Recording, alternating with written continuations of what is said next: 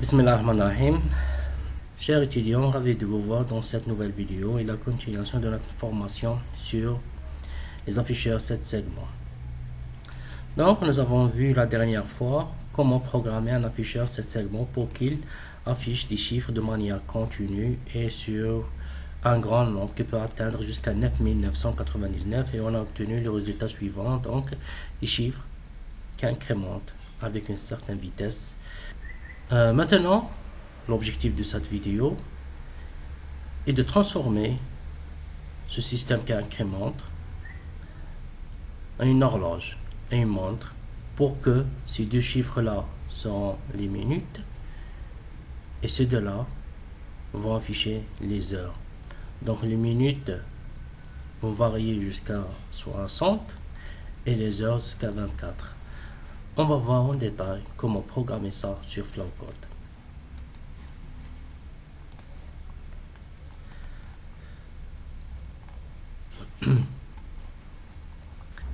Donc, pour programmer notre montre, il faut utiliser les interruptions. C'est quoi les interruptions? C'est d'exécuter un deuxième programme en parallèle dans un moment bien précis qui nous, on va le fixer selon certaines fréquences données. Parfait.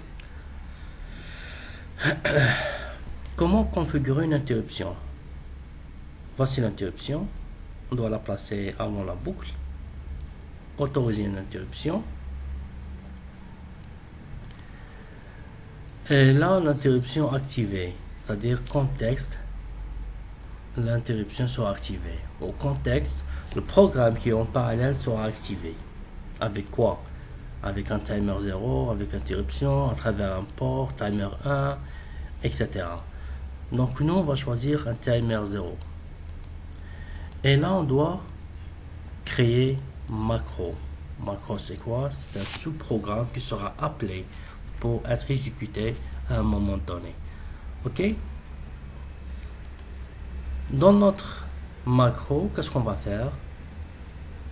On va copier le programme d'incrémentation. Regardez comment. Macro, nouvelle macro, on va l'appeler incrémenter.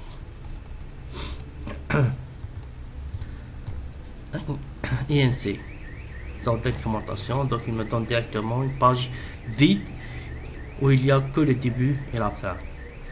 Qu'est-ce que vous allez faire? Vous allez copier tout ça, sauf garder l'affichage à l'extérieur. Tout ça, X, et vous le mettez ici. Ça là n'a aucun sens. Donc, puisqu'elle est complètement séparée de notre programme principal. Donc là, il y a un programme principal et il y a des macros en parallèle. Donc, même celle-là n'a aucun sens, le A. On va le supprimer. Au lieu de ça, on va mettre les variables, tous les variables égales à 0. A égale à 0. B égale à 0. C égale à 0. D égale à 0. Ok, donc c'est le même truc. Et on a oublié ça là aussi. X, qui doit être au début. Parfait.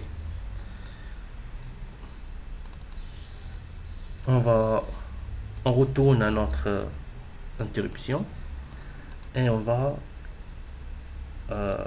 l'activer sur un timer 0. On va voir ses propriétés comment. À un moment donné, on va appeler la macro interruption pour nous créer une incrémentation dans notre affichage. Ok, donc quand cette fonction sera exécutée automatiquement, là il va incrémenter, mais quand est-ce? À travers un moment donné. Donc quand l'interruption sera exécutée, automatiquement elle va appeler cette fonction qui est incrémentée pour incrémenter le chiffre et cela dans un moment donné qui sera configuré ici. À travers le timer 0, on va voir les propriétés. Donc on a le nom de l'interruption timer 0, clock. Donc la première c'est à travers interruption où le changement se fait à travers un pin ou à travers une horloge interne.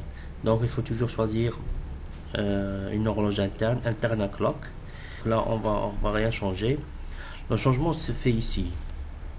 Comment l'horloge interne est subdivisée. La subdivision me donne deux paramètres. Le premier paramètre c'est 600 Hz. La vie me donne la vitesse d'horloge, premièrement qui est utilisée par défaut, 20 mégas, et la fréquence d'interruption, c'est-à-dire à chaque 600 Hz, l'interruption sera exécutée. Cela dans la subdivision de 1 sur 32. Si je vais choisir 1 sur 256, là, l'interruption sera exécutée à chaque 75 Hz. Donc comment connaître le temps de chaque interruption. Supposons je veux réaliser une interruption à chaque seconde. Comment réaliser ça? Ou comment choisir ce paramétrage? Donc une interruption à chaque 75 Hz. On doit trouver l'équivalence en secondes. Donc en secondes. Donc 75 Hz implique T égale 1 sur F implique que T égale 1 sur 75, ça fait 0,0133. Donc, une interruption a un temps de 0,0133 secondes. Si je veux créer par exemple une interruption à chaque seconde, je vais mettre une règle de 3 simple. Donc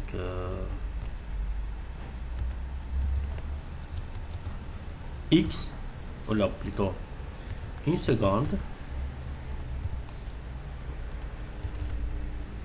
en face il y a X.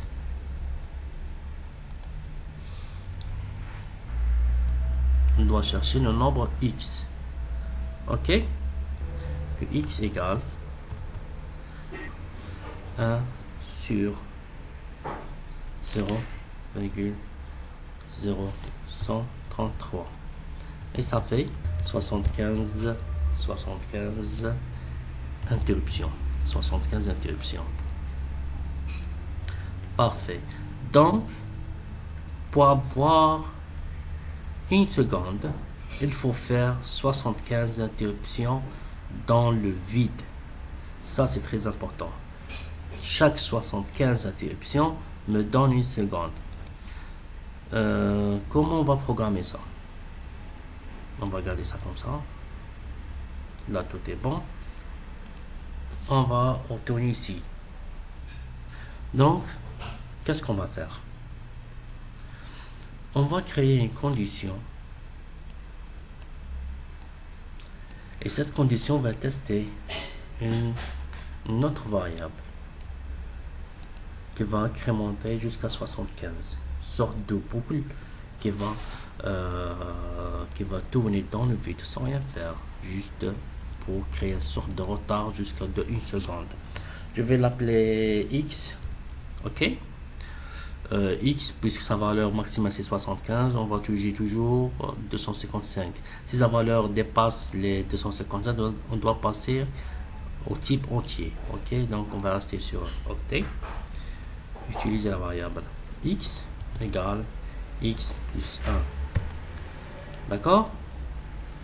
Donc si X est supérieur à 75, là seulement il va incrémenter, sinon il va rien faire.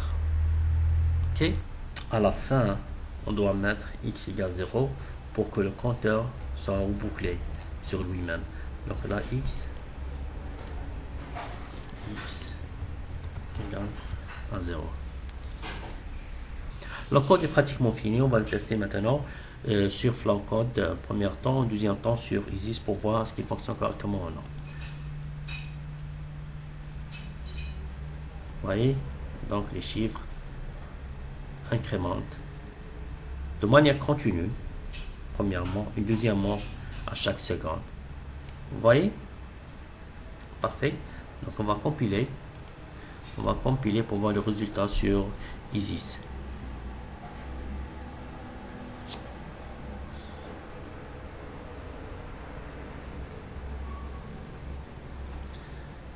Parfait.